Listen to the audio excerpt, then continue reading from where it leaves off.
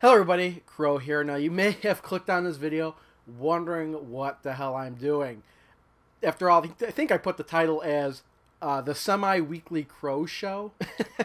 And it's kind of an idea I came up with where I've always wanted to do more than just pickups in my pickups video. So basically this is like a pickups video plus more stuff.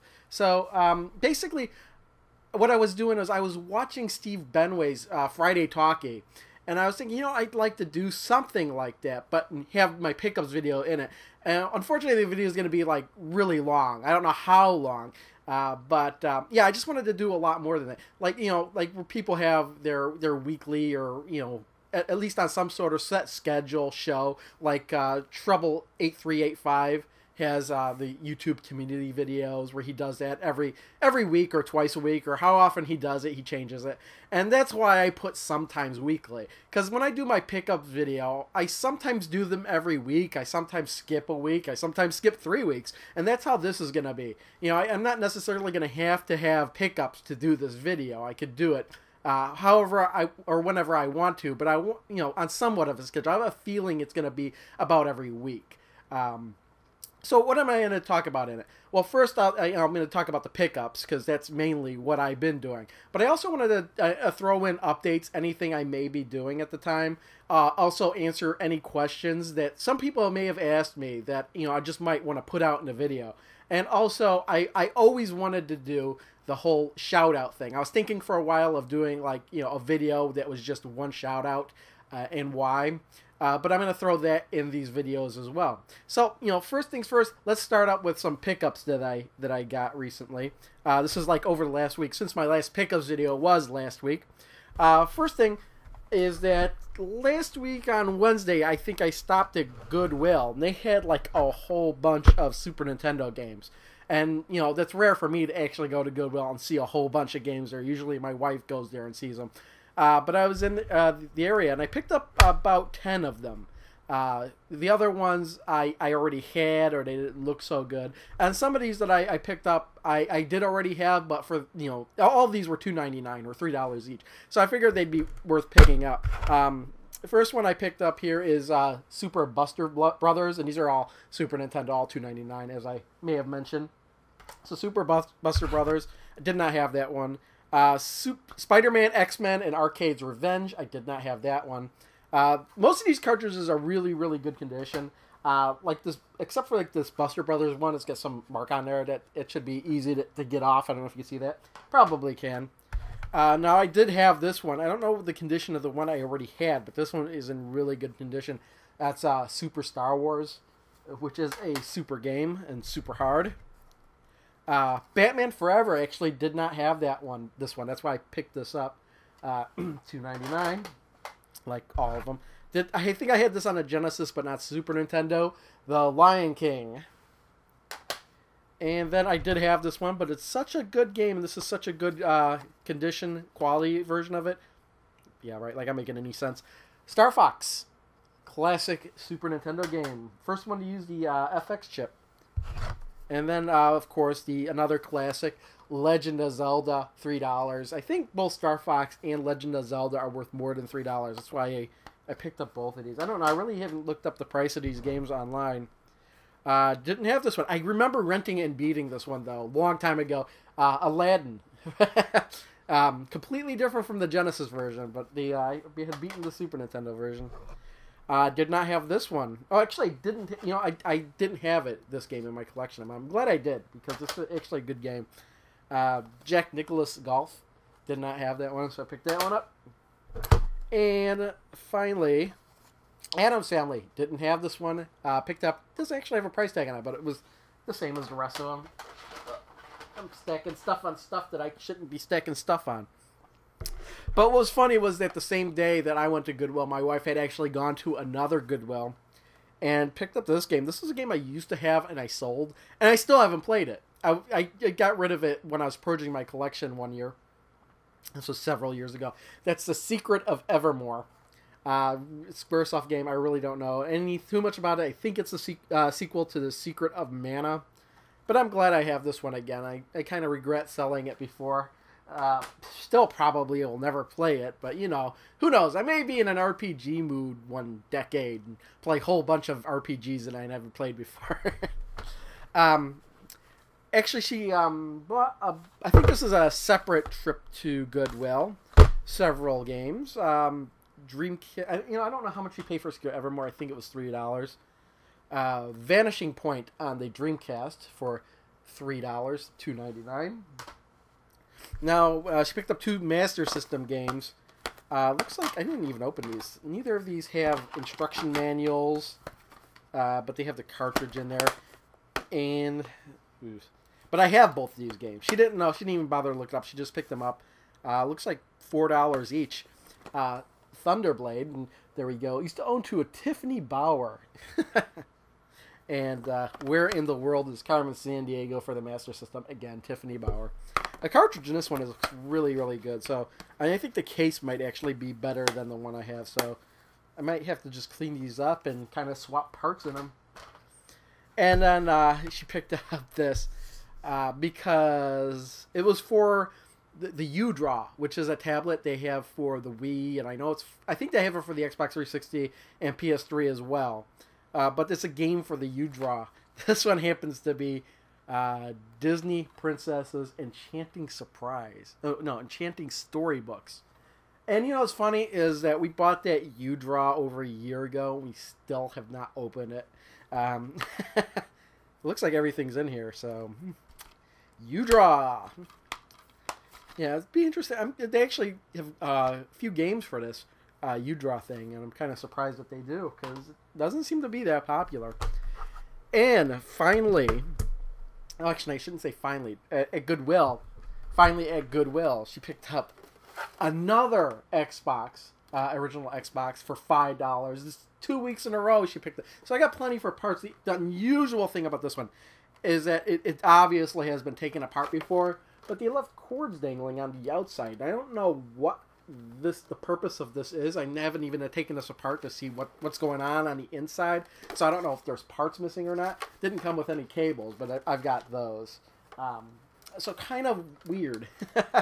You know, I don't know what the point of that is. So, it's just parts, really, for me. Because I do already have a working Xbox. And speaking of Xboxes, this is might be the find of the year already. And we're only in the second week of January. She picked this up at Target, and it was on the clearance rack.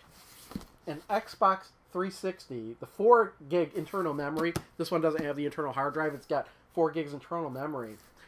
These things usually go for $200, $190. She got this for $60 at Target.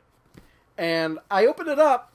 Nearly everything was still wrapped up. I hooked it up. It had been used, but the guy who used it only played like Hexic HD on it.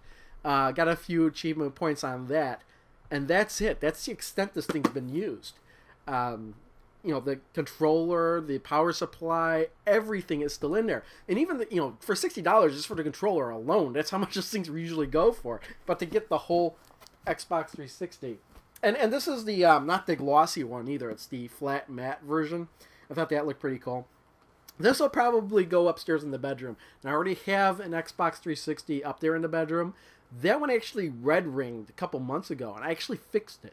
But I haven't turned it on in a while. Turned it on recently, and it doesn't have the red ring of death, but it's got another weird red blinking light air. It's like one light flashing. I don't know what the deal with it is. I haven't looked it up. I've got a PS3 hooked up there as well, so I've been using that instead. So that's all the pickups for this week. Moving on. All right, now jump cut because I kicked the tripod and I knocked over some stuff. So next thing I want to talk about is our updates that I've been working on. Last week, I finally got rid of AT&T. I've been using AT&T DSL for years and years and years and years. However, recently, and we just had DSL, it was only like 6 megs a second at maximum. Usually we're getting 3 megs a second download. And I don't know if that's megabytes or megabits, but whatever. Mbps, megabit, I don't know, whatever. I think it's megabytes per second. I think it's what the term they use is MB. No, it could be megabits or megabytes. I'm assuming it's megabytes. But they kept raising the price on us. And I was looking elsewhere, and it's like, for the price we were paying for DSL, we could be getting something else. So originally I was looking at Verizon, because Verizon Fios actually had the fastest download speeds in this Consumer Reports chart I saw. Because, when they say you can get this much, up to this much, that's the maximum you could get. But Verizon isn't available in my area. In fact, Verizon isn't available, Fios isn't available in Illinois at all, I found out. They go through another company called Frontier. Second option was Comcast. And for the same price, Comcast was offering us 30 megabits per second download speed maximum. So we went with that, and since I'm a new user, we're only paying $30 a month for it for the first 6 months. So last week on Monday, we had the install guy install a cable line to this house because we didn't have a cable line coming to this house. So it was like a $35 install fee or something. It was actually $30 install fee, and then $30 a month for the first 6 months. Then it's gonna be like 40 something a month for the next 6 months after that, and then whatever the full price is, which is still cheaper than we were paying AT&T, and we're getting much better speeds. In fact, the upload speed I have now is 8 times faster than we were getting with DSL. So I actually uploaded my first video with the cable yesterday, and that was the review for Atari carts. That was a 900 meg video, and it uploaded, I want to say 40 minutes. Which is amazing for for me at any rate. I'm not used to having things upload that fast. And now I can actually go on YouTube and set all the settings to maximum and not have to worry about buffering. So it's like a world of improvement for me. Speaking of Atari carts, I had the review I put up yesterday. I had a couple of people mention the green screen I had put up. Now, one of them was Retro Gamer VX, who said, somebody is finally using a green screen. Now, I have used a green screen before, but it was a real pain to get it to work correctly. So, when I was working on the review, I was thinking, I really want to get this green screen working. So I kind of looked up some stuff, and what I wound up doing was buying a couple of these lights, and I got these at actually Menards, and these are 250 watt halogen lamps. I bought 2 of these and then one 150 one, and I didn't do this before because I didn't think how cheap these things were. I thought these things were at least like $20 each. These things were $8 each. So for lighting, this was awesome. It worked out really good. I still needed to kind of tweak the video before the green screen would work. It's not perfect, but it's at least passable for me. So I'm really happy with that. So yeah, check out that Atari Carts review. Why not? I have green screen effects in it. Anyway, moving on. Questions people have asked me. Now, there's been a couple of people have actually asked me this question. I don't remember who they were, but basically they wanted to know a good way to start up a retro game collection. And if you want to start up if you just want to start from scratch and you have no experience with the games, you don't know what to expect or whatnot, I would go with, cheap stuff, Atari 2600. And when I say cheap stuff, I mean cheap games to collect, games that are cheap. So yeah, Atari 2600 and NESs, you pay like, kind of like a premium for the system itself. Atari 2600, maybe $20, and NES $20 or something like that. You might get lucky, find one at Goodwill. But look up the games, look up the games before you decide. I say Atari 2600 because you could get a lot of games, for under $1 each if you buy them in a lot. So, that would keep you busy for a while, I would think. And, Atari 2600 was very, very popular. Tons of accessories out there that'll be easy to find if you need it. Paddle controllers, joysticks. Those things you can run into at almost any used game shop, except for GameStop, of course.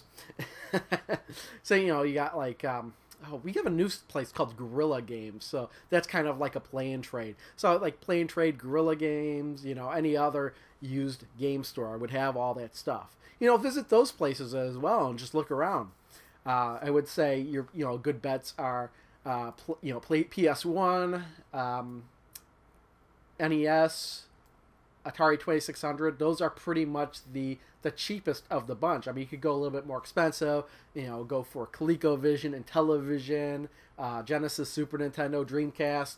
But then you can start to get really out there and start collecting for like the Jaguar, you know, Neo Geo, you know, and then you're starting to get way out there with, you know, a lot of prices. You're gonna have to, you know, be careful with what you buy with those things, unless, you know, because you could just Neo Geo especially, you're gonna be paying a minimum of $20 per game, and you know, an average of about 70, I think, maybe 50 to 70, I think, and then you could get really up there, really crazy, and spend hundreds of dollars for one game.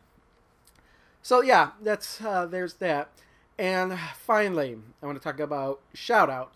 Now, what I didn't mention when I said I was going to do Shoutouts was I'm not going to base my Shoutouts on how many subscribers a person has, or a channel has, or what kind of channel it is. In fact, I want to mainly do people that may be in the YouTube gaming community, but in this very first instance, I am not, and I have a very good reason for doing so. The person, it's not even a person, well, it's Incon Company, which is Classic Game Room. I think everybody knows about Classic Game Room, and if you haven't, I'm telling you now, check out Classic Game Room at the YouTube channel Incon Company. Now, the reason I'm mentioning Incon Company is because Mark from Classic Game Room, he had all these videos up, and even though I was signed into YouTube and had a couple videos up, I never really thought about putting, you know, just making videos for YouTube until I saw the Classic Game Room episodes in, I think, 2007, 2008. I can't remember exactly when. And even then, it took me a year before I actually started posting stuff. But that was my inspiration for posting videos on YouTube. That's why I have to shout this channel out.